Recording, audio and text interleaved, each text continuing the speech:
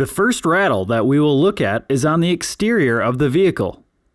Where the passenger side front wheel well meets the fender liner is extremely loose on this car. To stop this rattle, add a small 2-inch piece of the window adhesive foam linked in the description to the fender liner. The next 3 rattles are on the inside of the car and are located at the passenger door speakers and the driver's side footwell AC vent. Starting on the passenger side, we can see that the large speaker grill is loose and rattling against the door. To fix this rattle, pull carefully on the grill to apply some of the window adhesive foam along the edge of the speaker grill where it meets the door. The tweeter of the passenger door can be easily removed by pulling it up and away from the door panel.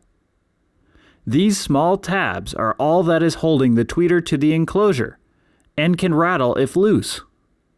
Use a small amount of CA superglue here to secure the tweeter within the enclosure to stop the rattle. The last rattle we encountered is on the underside of the driver dash footwell area against the AC vent. To open this panel, grab an appropriately sized wrench and flathead screwdriver. Add a strip of the foam on the left and right side of the panel before putting it back in the car. To verify that all your rattles are fixed, you can download a tone generator app from the App Store on your phone.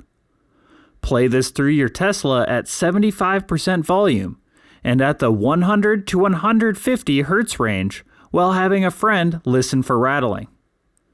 This is also helpful in finding the exact location of your rattle. Links to the products used and tools needed are in the description. Thanks for watching.